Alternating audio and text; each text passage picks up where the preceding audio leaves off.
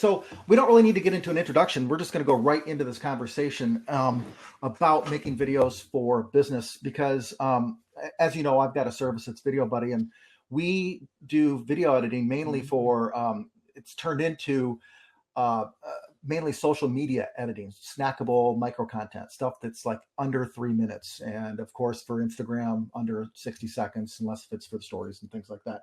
So what I've been doing is I've been working on a diagram. I don't know if you can see it. You're Yep. not going to be able to, but this is, I'm talking to experts such as yourself to help me fill in this diagram. As you can see, there's going to be some empty spaces in there as well. And we're coming up with a bunch of different ways that businesses, whether they're entrepreneurs or they've got employees of 10 to 100 or whatever, how they can get more videos out there. So that's why I wanted to have have this conversation with you, and because you've done obviously a lot of productions for clients as well as for yourself. And so with that being said, if let's talk about like what you do for recorded video, not live stuff, but recorded stuff, to give other people idea of what they might be able to do. I know that, let's kind of go ages back to your 10 by 10 by 4 formula. That was, I mean, I don't know when you invented that, but it seems like it was probably over a decade ago. Yeah, But that's a good starting point. sure. Yeah, it was the original reason I created the 10 by 10 by 4 is I was working with business owners, and this is back in the early days. We're talking like literally when YouTube started in 2005. Right. And the most common objection I got from business owners is, I don't have anything to talk about. I don't have anything to create. And at the time, I had a product I was trying to sell that required that you had to create some video first. So my response was, well, have you ever been asked any questions before by clients before they make a buying decision? They go, well, of course. I said, well, if you brainstorm the top 10 frequently asked questions that you got and recorded short answers to those, you'd be able to take that content, put them online, you'd put them on your website. You could use them for your salespeople. You could also transcribe them and turn to frequently asked questions. And later on, it actually turned into, and you could write a book. Mm-hmm. So the notion of what we called multicasting came from that, which is create once, distribute everywhere. And with what you're doing, Jason, with your service, I think is brilliant, because it'd be smart to talk to someone and say, hey, let's brainstorm together 10 frequently asked questions that you get all the time. Most of the time, the response to those are really going to be a minute to a minute and a half, with a short call to action, which is, and if you want to learn more, go here, call here, or get a free copy of my book or whatever it may happen to be. And that really also opens up the mind of the business owner into what's possible. So the other thing that the second half of this 10 by 10 is this notion of what we call should ask questions, which is, most people ask real basic questions that are like, how do I blank? Or I don't understand why. But if to get strategic, you want them to ask should ask questions, which are what are the things that actually make the biggest impact? Because some people think they have to do a lot of work. The reality is it's the simple stuff that makes the biggest difference. So if I came to you and I said, hey, Jason, you're providing this awesome service and creating snackable video content and being able to do it at a fixed price, which saves business owners a ton of money and a lot of hassle. But if I said, Jason, what's something that works really well that's non-obvious that every business owner should be asking you about creating content that actually produces good business? What would your response be? Right. Well, of course, I would go through that exercise, and then from there, I would record myself out of all those things. It just only takes a few minutes with the planning. And I wanted to touch on this 10 by 10 by 4 before, is because it's an old concept to you and me because we've known about it, but some people might not. And that's going to go into obviously this diagram here. But if I'm going through it and coming up with the things that people ask me questions about the most, and of course I'm saving a lot of time, because then I can put that on a frequently asked questions page on my website. I can also share it on if you do it, you can break these 10. They don't necessarily have to be 10 videos. You could have 10 questions. It could be like a long form video. It could be 10 separate videos, and it doesn't necessarily have to be 10. It could be 20. It could be whatever it is. But I think you created that formula to get people into thinking, what's the 10? And I wanted to ask you this. I wanted to talk about 10 by 10 by 4 because I always remember the 10 questions that people ask and the 10 questions that people should ask. But that 4 is the one that always gets me messed up. So what's that? What's the 4 in the formula? Sure. Well, the first one is at the end of every video, there needs to be some sort of a call to action. And so, you've got to have something. Well, if you'd like more information about how you can blank, go here. And the next thing is you need a welcome video. Wherever you're sending them to, it's like, hi, my name is. In my case, I'd say my name is Mike Koenigs, and I'm a business advisor. I help businesses grow, and I help business owners get paid for who they are versus what they do or what they know. And if you'd like to learn more about how you can work with me, first of all, I'd like to give you an opportunity to schedule introductory session. We'll find out if we're a right fit for each other. You can learn a little bit more about how I can help you, and I can ask you a few questions about you. That would basically be the intro video, right? And then you always need some kind of a thank you video as well, which is after they fill out that form, it's like, okay, great. Thanks for filling that out. My executive assistant is going to follow up with you right away. You're also going to get a confirmation email.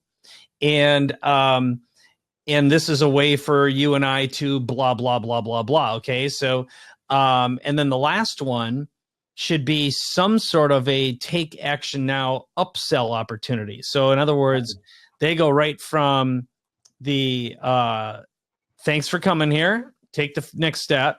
Thank you for taking the next step. And then it can be a separate video, or it can be the first video they receive when they get a follow-up video or mobile text message or whatever. And it's like an, oh, by the way, there's a way that you can start taking action right now. And, if you had, for example, a copy of, I actually don't have one of my books next to me right now because I'm building a brand new studio, but I would have, like, let's say this is my friend Jorge Cruz. He's one of my advisory clients, but I might say something like, well, here's a copy of my #1 best-selling book. I'd love to send you a copy of it. And if you just pick up shipping, I'll actually pay for the book. Just cover the shipping and handling costs. That way you've got a little bit of skin in the game. I'll take care of you. You take care of me. And if you just fill in the form below, blah, blah, blah. So if you can start a transaction of some nature, people are a lot more likely to say yes to $1,000 or $10,000 later. Right. So I've got so basically to recap the 4 the 10 by 10 by 4, and I'm going to I'll go over this in more detail after our call and some other videos on the 10 by 10 by 4 and mention you about this. But the call to action is something that we always do almost on every single video, because we're thinking about what is this viewer going to be like? What do you want your viewer to do? So even if it's just a completely informational video, like something that you're not trying to sell something, I think a lot of businesses get caught up in the fact that when they think of video, they're like, what kind of videos do I want to make? I want to make promotional videos. But nowadays on social, if you do nothing but promotional, you're going to be just, a talking bubble, and people aren't going to get anything. And if you're just sharing some information, you can still put a call to action on what you want them to do next. And I think that call to action isn't necessarily to buy something or to opt in or to do anything for you. The call to action could be to do something for themselves. Like the call to action for, if we were going to talk about the first 10 videos of the things that they should be doing, or the 10 questions that people ask them, the call to action could literally be, and even though this sounds counterintuitive for business, the call to action could be, now what I want you to do right now while you're thinking about it is to write down a list of a minimum of 10 questions, and hopefully 20 or 30 if you can think of them. And I want you to do that now. And then, and end the video that way. And so, because if you're doing this on social, I'm finding my clients are having a much better response rate when they're out there a lot more often than, and they're giving some good information specific to what they do. Right. And I'll even plus what you just had, because a way to get them thinking and then see you as a service-minded professional would be, hey, you can brainstorm these top 10, or you know what? I've already saved you a bunch of time. On my website, I've actually come up with the top 100 most frequently asked questions every business owner gets. I'll give you a copy of that. I'd actually hold up a piece of paper, I'd go like, and I've actually printed out here, but you'll get a free PDF. Just head on over to mywebsite.com. Or if you just want to dive in and get it done, we actually have a blah, blah, blah session. And when you go to the page, download that thing. On the last page of the document, you could flip it over and you'd say, and on here, you can learn a little bit of information on how I can actually do it with you. That way it'll just be done. You don't have to think about it. And in less than an hour, we'll not only come up with a list of the ideas, you and I can make a quick video right from your webcam where I'll actually do the first 2 of them with you. And that way you can get started. Yeah. So you're, Okay? I can definitely tell that you're mainly always a lot going towards direct response. And of course, that's where that's where the money comes in for any business. If we're doing videos or content for business, there's got to be a payoff. When you're doing videos, is there ever a time where you're just doing, like, for yourself? This is a personal question. Are there times where you're just giving out like just information without a call to action? Not ever. Sure. I should say, is there times when you do that, or have you found that you almost always? Yeah, that. I'm a huge measurement guy. So I'll give you a real life example of one that I've been we're playing with right now. So I do a podcast with a gentleman named Dan Sullivan. That's what it's called. It's right behind me. It's actually called Capability Amplifier.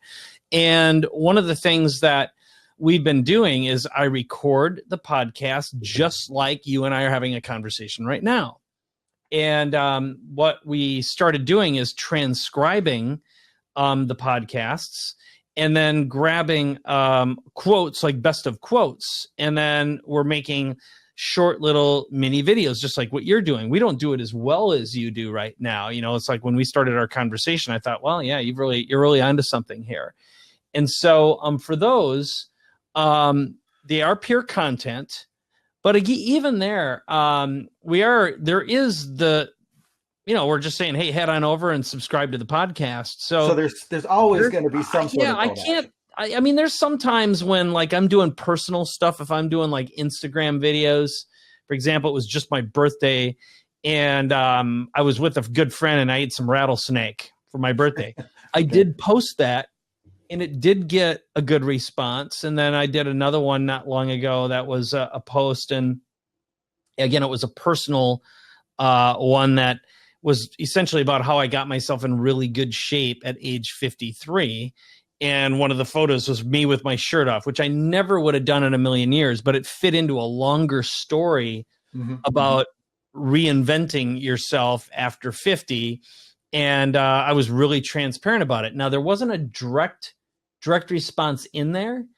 But the context of what I talked about is I said, and I sold my business. I reinvented myself. There's an implication embedded within, which is, wow, if I wanted to learn more about reinventing myself, maybe I ought to start a conversation. I didn't ask for it, but it certainly will come up a little later on. So I think, again, anything that I do for business, if I don't do it for a reason that doesn't lead to a conversation starter that's business related, I don't think you're serving your audience or you. And you gotta be able to measure. Now, again, in the world of Instagram, there's a lot of stuff we can measure, but I'm going to go back to, I think, a very important concept, which is some people come up to me and go, yeah, so-and-so is a big influencer. They've got 1 million followers. And my response will be, big deal. Have you ever sold one thing? And be like, no. Yeah. So the moment they try to offer something, more often than not, their audience hates them. It's like, you're a sellout. You know, it's like, why are you doing this? I thought everything was, free. It's like, if you're not training your audience to take a response, take an action, and eventually invest in something, what's the point? Yeah. And again, if your goal is purely to just be popular, okay, I get it. But I know a lot of popular people online who've got huge followings and they're dead broke. Right. They're still living with their parents. So there still needs to be some strategy behind the apparent no call to action type post or something. Like you said, there has to be some sort of there's a follow up. There's something that you're doing it for a specific reason. One of the reasons why I wanted to talk with you on video here, so that we can share this with other people, is obviously what I'm trying to do is I'm trying to help businesses figure out really we talked about it in the 10 by 10 by 4, but what are some other things that we can do for content? Because people like the idea of, hey, you can do some video editing, or I can hire a video editor, or I can find a freelancer. They're all over the place, right? Whether they go with whoever they go with. My idea is just get your content out there. And so the questions out of my 10 by 10 by 4 that I should be making is obviously, what should I make if I'm a chiropractor, if I'm a plumber, if I'm like these boring type, a dentist or something, what can I don't have time to make videos. What can I do? And so what I've been doing, Mike, is encouraging people to honestly shoot the longer form, boring stuff, so that they can have somebody on their team, whether it's an employee, like let's say they're a dentist, maybe if they have an assistant that can kind of go through and figure out, if you shoot a half hour of somebody following you around doing not necessarily dentist work, because there might be some legal implications about sharing, people, that type of thing. But yeah, HIPAA. Yeah, something like that. But if you were to talk maybe like how you're planning your business, or how you're running your thing, my thing is to get in the habit of recording, and then going through and breaking that story out that you don't necessarily know is a story until you have it recorded. Have you ever done anything like that where you're like, let's do on the fly thing, this is not planned, but let's record so that we can find a story later? How do you let's kind of talk about that. Sure. Here's what I recommend. So I work with clients all the time, and they come up with the objection, yeah, but when am I going to have time? When am I going to find the time to make some videos? And what I was actually just meeting with one 2 days ago, and my recommendation, and specifically it was with a dentist. And I said, the best thing that you can do is, first of all, doctors have gotten into the habit of not asking for testimonials or not asking for help. The world of Yelp has changed that. The world of Google reviews has changed that. If you don't have reviews, you don't get business. So I found my dentist, honestly. Yep. Google reviews. Yep. And so what, and the next thing is, so they're in the habit of not asking because they think they can't. The truth is, look, all you need is a video release, and I would make it the responsibility. In fact, the way I've recommended to my medical clients, because I've worked with tons and tons of doctors who, again, they haven't been in the habit of asking for reviews. But instead of saying, hey, whenever you get around to it, go post a review on Yelp. No, you don't do that. What you do is you say, look, the most valuable thing, start a conversation. Did you like what happened today? How does your mouth look? How do you feel? And people will be like, I feel great. Or if they don't have an instant response, how do you feel about the possibility of what life is going to be like in the future? And they'll be like, oh my God. So at that point, what you do is if you had a medical assistant, for example, and their responsibility would be have a little logo. It can be a little screen like I have behind me that's branded for your practice, or a pop-up display, which you can get for like $300 with your logo on it. Yeah. Have someone in your office pull out their mobile phone or have a business phone and put it in video mode. And what I'd suggest you do is, and look, what I've done in the past is I actually gave my clients a list of best testimonial questions to ask. And I'd say, pull out your phone just like this, put it in video mode, hold it up, and put it right here like this. You hold it and go, because some people say, well, I'm really nervous about being on video. And you go, that's okay. Why don't we just do a practice run first? I didn't say I'm not recording. I push the record button just like this. I go, boop. That's great. And they can't see it. Yeah. You're just holding it. And just talk to me and tell me what your experience is like today. Blah, blah, blah, blah, blah, blah, blah, blah, blah, blah. Okay. And what was the experience with Dr. So-and-so like? Blah, blah, blah, blah, blah, blah, blah, blah, blah, blah. You go back and forth. You have a little bit of a dialogue, and then you go, that was perfect. And they're like, what happened? I go, well, I actually recorded it. I just said, let's try it out and see what happens. You were perfect. We don't need to do anything else. Is it okay if I text you this video right now? Would you put it on Yelp? Would you put it on Google Reviews right as we're here right now? Okay, get the text, boom, boom, boom. And then that way you've got a response. And I'm telling you, people will be like, how do I ever get to 100 reviews? You do it one at a time. That's what. But in the meantime, now you've got a clip, and what you've got is something that you can add to, put it on your website. Okay. That could be easily edited. Put it on your Instagram feed, put it on your Facebook feed. Right. Text them right away while you're there and say, would you like this? Would you comment on it?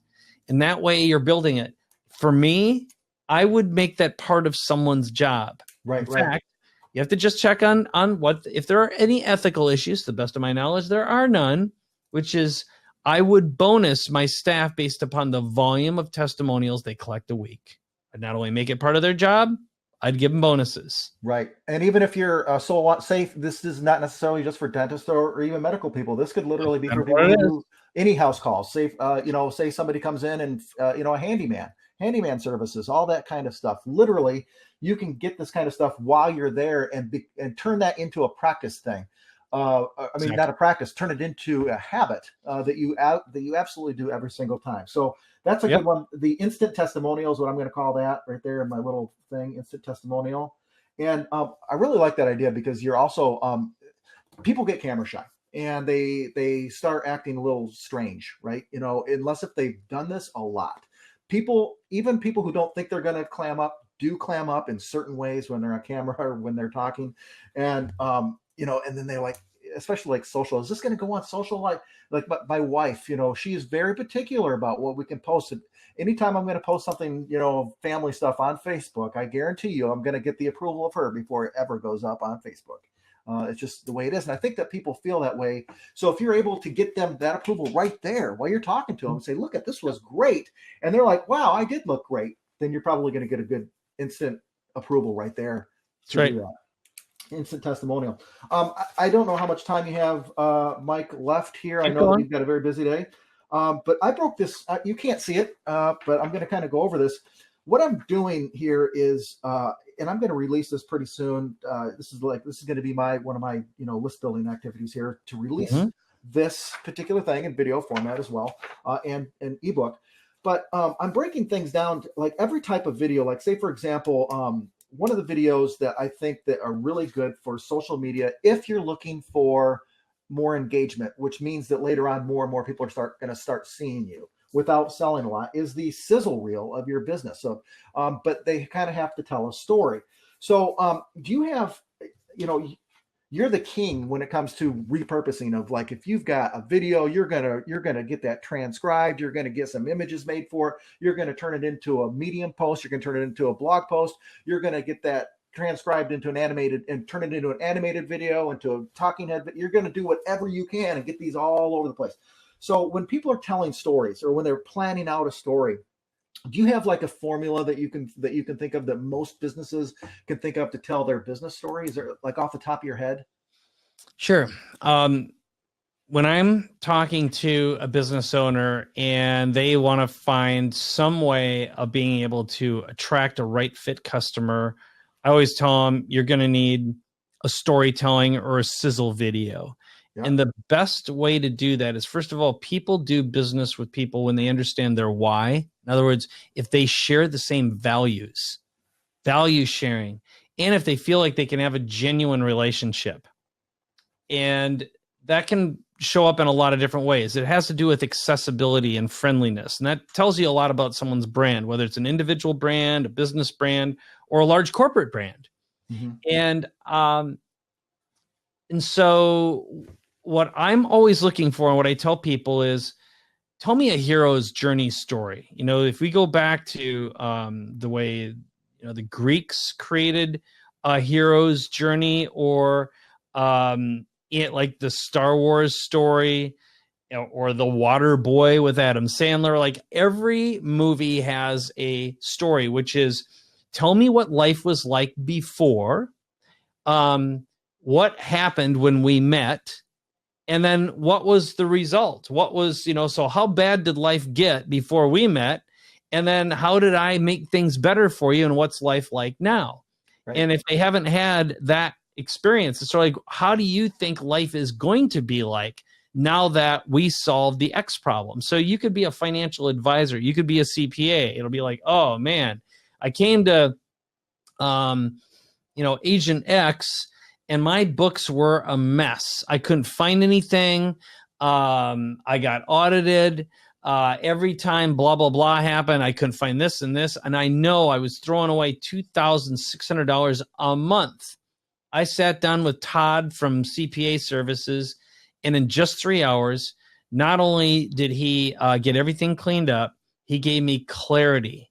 He gave me a vision for the way things could be. And right now I know not only am I saving that extra $2,600 a month, but I know I'm going to be able to save all that because it's found money, and I can see how I'm never, ever going to deal with the blah, blah, blah ever again. Okay. That's a great hero's journey. So the answer to your question is, first of all, be capturing a story whenever you can and start thinking about you are a storyteller. You are a hero creator.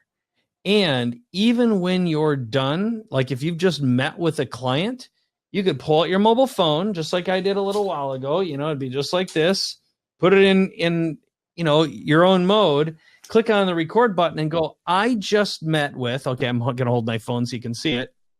I'd say something like, I just met with Jason just a moment ago, and we were talking about the ability to make videos and have a one-stop shop that can do all of your videos for you. And you could just send videos. His team are going to record them and make them into snackable, bite-sized videos that you can put online. And I think it's a great idea. And the fact that you're going to be coached on what to do and be able to produce content on an ongoing basis that's going to deliver high quality, right fit customers for you, and make this part of your daily practice. It won't feel like it's more work because it isn't more work. What a great idea. Okay. Yeah. So there you go.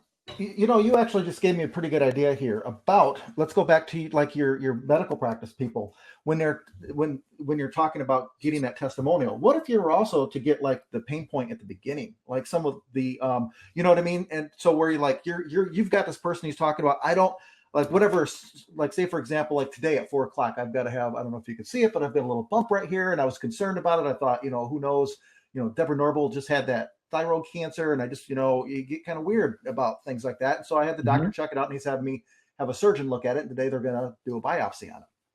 And so obviously I've got some, I've got something on the back of my mind that I'm thinking about because, there's an undiagnosed thing going on right now. It's probably nothing, but we'll find out.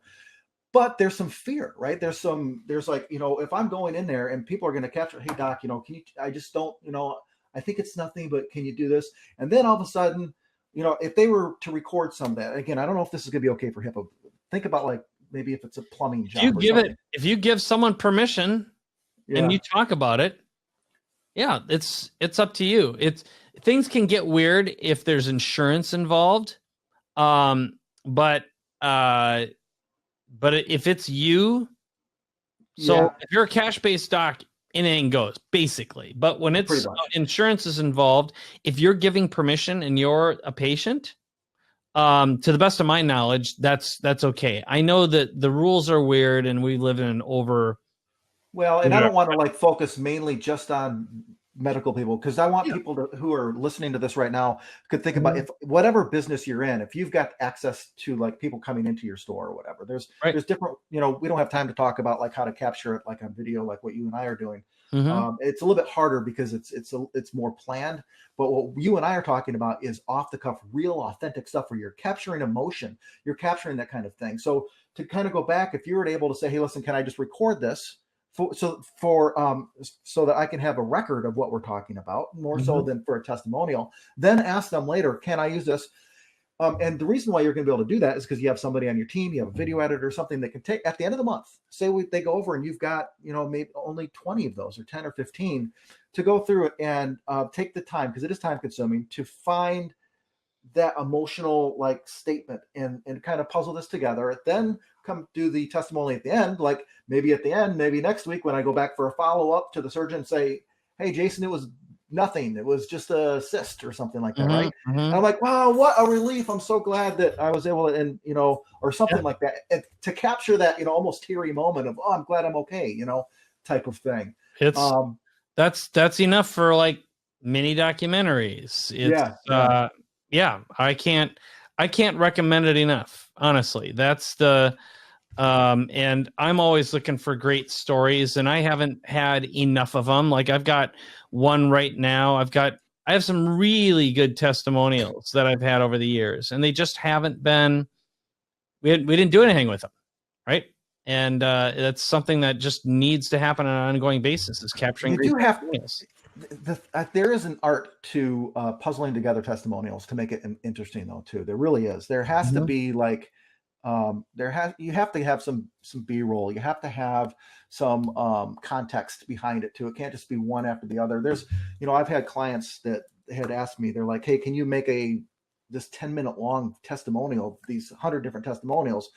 And we did, and it was so boring. It was just like, who's going to watch this? I think that, you might be able to get away with 30 seconds of that without moving into some sort of storytelling and then moving back into it. That's just my personal opinion. Final question, because I know time is valuable, and plus I have to run for this doctor's appointment. Again, on the vein of, if creating stuff, creating videos, creating stories. I know you started off, you're a video editor. You started off doing a lot of your own video editing before, obviously we all started somewhere, and now you've got a team, you've got people behind you, you've got staff, but there was a time when it was just you. And so do you still do video editing yourself? And if you do you prefer to have somebody else do it? Yeah. So I only in extreme situations. I actually don't, it's not that I don't enjoy it. I'm not that good at it, frankly. I mean, I can get. But you are. I've seen some of your stuff. Well, here's the thing. I'll put it in this context, which is my rule of life is like my greatest skill set is solving huge business problems and finding money in a business that business owners don't find, and working on the language and the positioning and my minimum engagement to work with a client is $75,000. And so if I'm spending any time at all editing video and not on doing my highest use, best use skill set, that, like I can find an editor for significantly less than I'm able to bill out. And again, I should be working on big ticket things. What I'm really good at doing is I know what will inspire someone to raise their hand and make a buying decision. I'm really good at picking out and saying what needs to be said so someone wants to buy something. So my perfect scenario is to find someone who can grab the emotional moment in my performance, or more importantly, like my dream is I literally have about 30 terabytes of video going back 15 years. That if I had someone who would intelligently look through it, and I'd say, look, I want you to find and scrub the best testimonials and do individual mini testimonials, and get the transcript back to me so I can make a commentary and then add something to that and be able to tell a story so it actually becomes interesting. And produce, 5 or 10 of those a week or a month for social.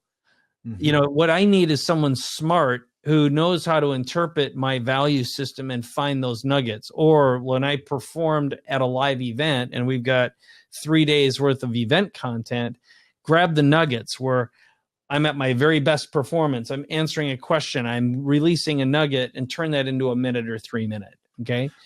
So I didn't want this to turn into a commercial for Video Buddy, but that's fine, right? What you're describing is that's what we've actually evolved into doing. We I'm in 30 seconds of this. No, it's fine. I want you to pitch me. It's like I've got a lot of content where people have really found the value in us is when we're able to take maybe not 3 terabytes, but maybe several folders at a time to go through and say, listen, find the stories and come up with these at least rough cuts of what it is. And so that we can come up with a narrative for next month for all of my social posting that's going to be in line with my business goals. Like when you posted your shirtless picture, it's not just a random post because you're like, oh, I feel buff, I'm going to take that's not why you did it. There is a strategy behind it. So if you've got an intelligent somebody or team behind you that's able to say, okay, this is the context of what we're going to try to be talking about next month, or this is what we're promoting, the whatever this is. And here's a certain amount of stuff you need to have. You need to, Mike, you need to go through and either do it yourself by making markers and all this other stuff, Which will never happen. Which will never happen because you, like you said, $75,000 per project per person.